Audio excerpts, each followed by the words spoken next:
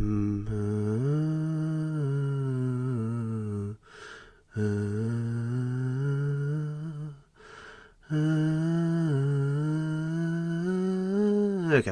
enough of that anyway. It's the 1st of December, so it's the holiday season. Yeah, so looking forward to Christmas. I hope you guys are as well. Thought I'd do Letterboxd Diaries for November.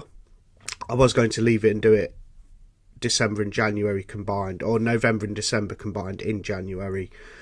Better yet, but I thought I'd do it. So here we go. So I'm just on the main profile page. That's my profile. Let's go to the diary and we'll go through November. I can remember what I watched at the beginning of November actually. So it was October last time I covered this. I did September and October together.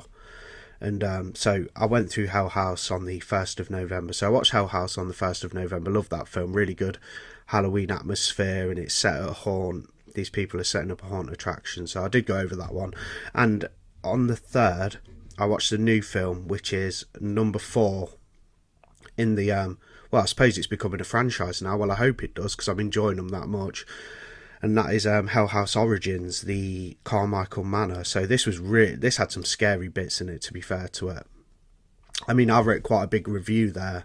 Let me just maximize. Yeah, this really did have some creepy stuff in it. I mean, and I don't scare easily with being a big horror fan and watching a lot of scary films. Yeah, I loved it. These people are making like a documentary for like YouTube or something, or social media, and they go to stay in the supposed haunted Carmichael Manor. They uncover all kinds of secrets that link it to the what's the hotel called? I forgot what the hotel's called in the other Hell House films. Let me have a quick look, the Abaddon.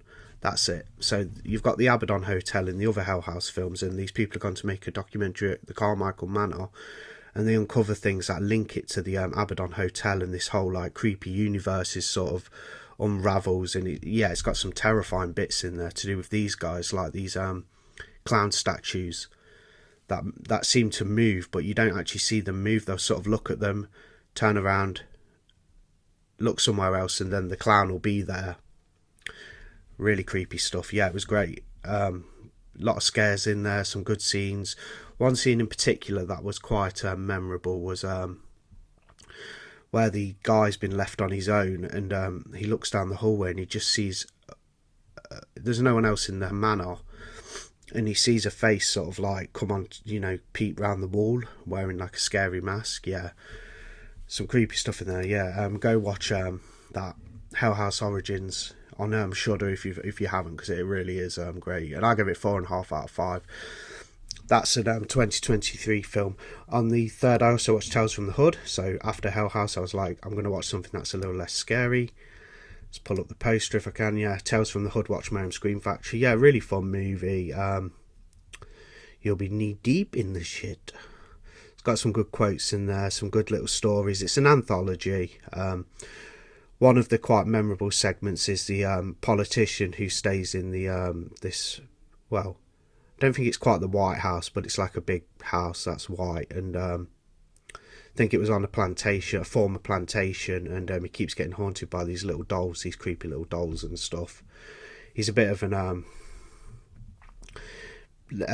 typical sort of white politician, and yeah, it's a really good segment. And another memorable one is where the cops kill another guy, and he comes back from the dead to haunt them, basically. Yeah, really, I love Tales from the Hood. So much fun. I've never watched the sequels though. Gave that 4 stars. Let me just revert back. Watched Killer Clowns from Out of Space on the 4th. Really fun, cheesy 80s movie. I'm sure most of the people listening will have seen it. From 1988. Wow, the year I was born. Yeah.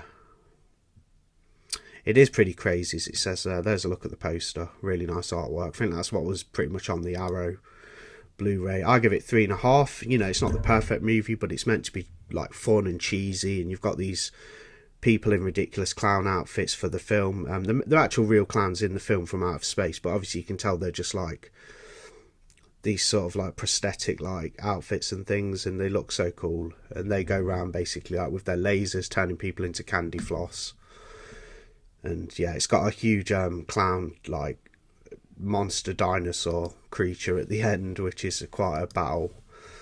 That bit is fun. Watch The Exorcist Believer on the 4th. I did go over that on the channel, so there is a sort of my thoughts video on that with a special guest, my brother Yam.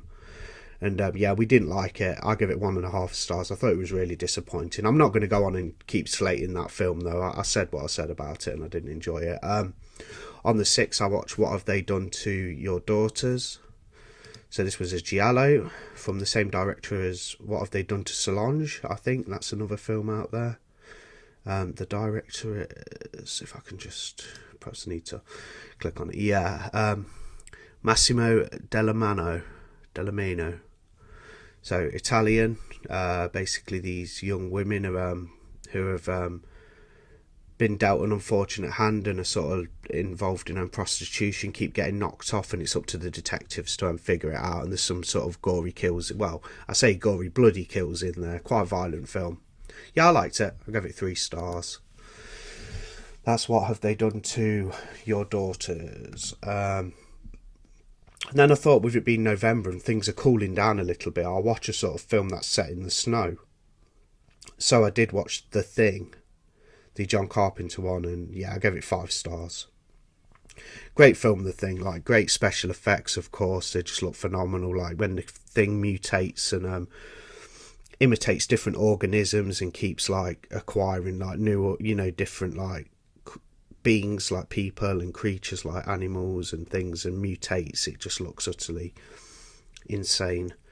Watched an old Jack Nicholson film from 1967 called Hell's Angels on Wheels. This was okay.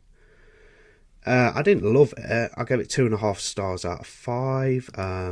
Here's a picture there, if I can pull it up. Yeah, I thought it was okay for what it was. Jack Nicholson was pretty good in it.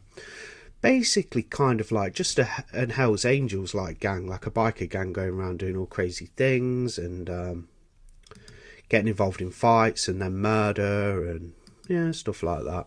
It wasn't amazing, but it was okay. And that was down there. I watched Dear Dead Delilah on the 10th. I gave that 3 stars. That's a 1972 film. Yeah, that was pretty fun. Thought it had some like good kills in there, and the story was kind of good. The characters were, I believe it was set in Tennessee, in USA, and yeah, this crazy woman kills her mother basically, and then gets in a family, and then gets imprisoned for years. Comes out, accidentally gets hit with a ball during a ball game that this guy's playing with his friends, and the guy's girlfriend basically takes her home to Delilah's house, her auntie, who's very wealthy.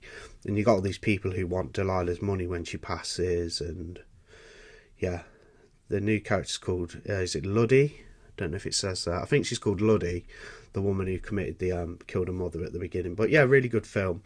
It's a little bit kind of like you got to guess who's doing the killing and things like that. Watch The Howling 2 on the 12th. Your Sister is a Werewolf. It's what's it got there? The Werewolf Bitch or something. Must be another title. Howling 2. Sturber.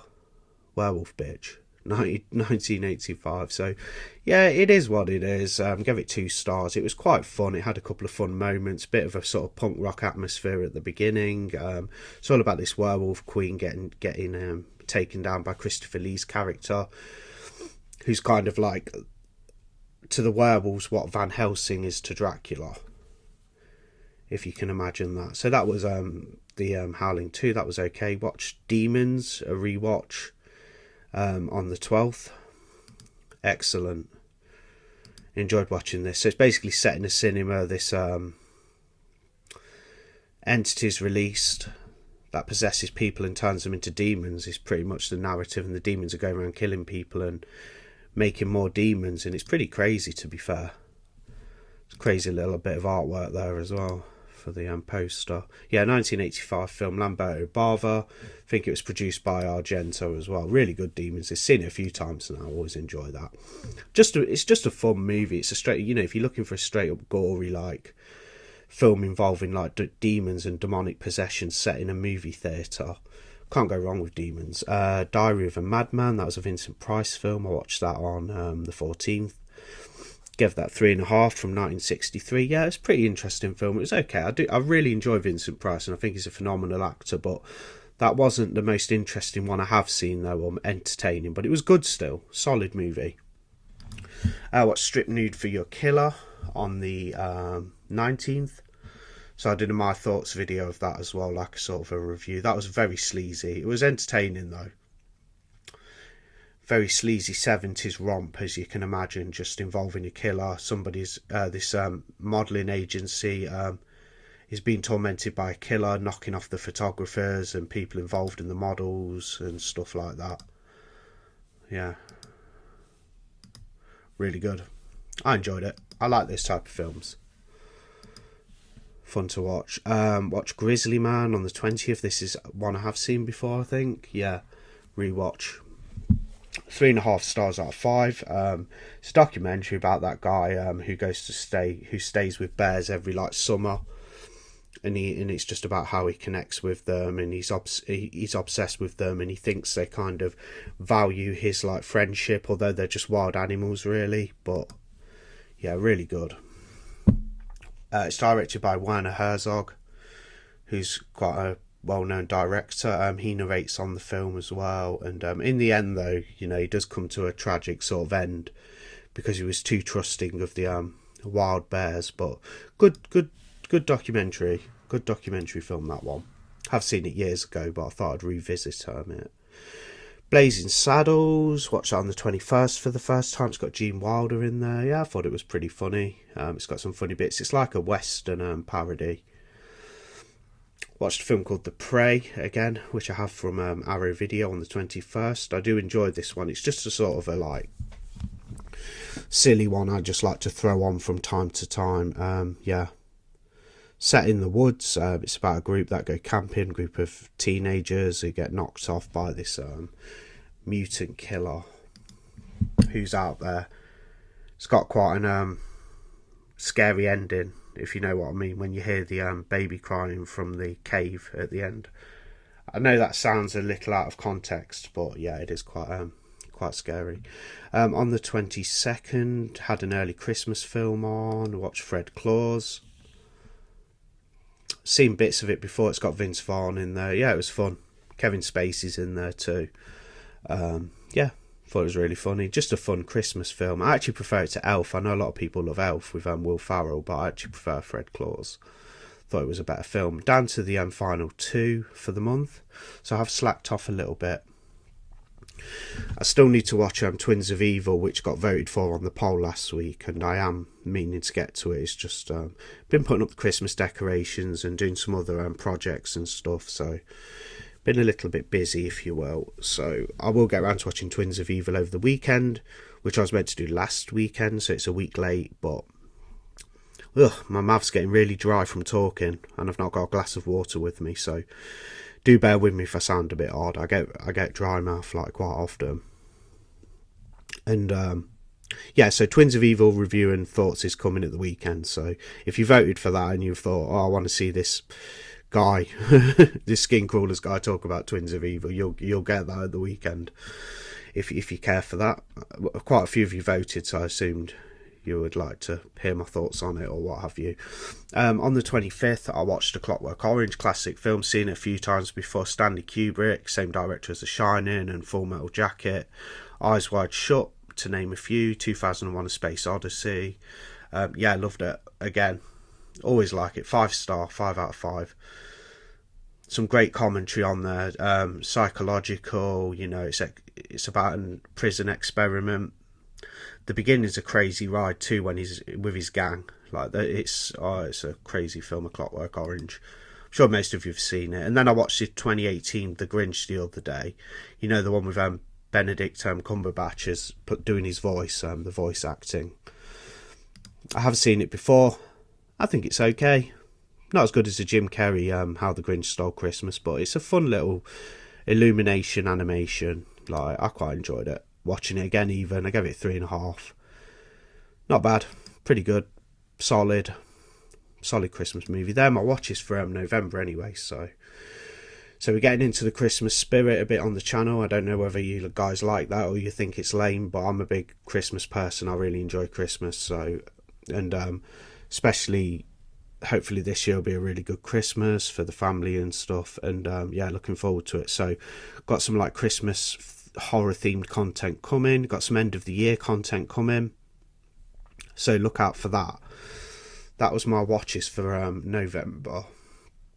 Anyway, let me just go on let's see how many I've watched. So this year, with new watches, new films and re-watches in total so far, providing we do have a month remaining, I've watched 289, so I'm slacking a bit. I normally watch a lot more, but I've been doing other stuff, so yeah, thanks for listening anyway. That's the it's a bit of a short one today. I kind of breezed through it, so anyway, that's the end of it. So thanks for listening, take care, bye.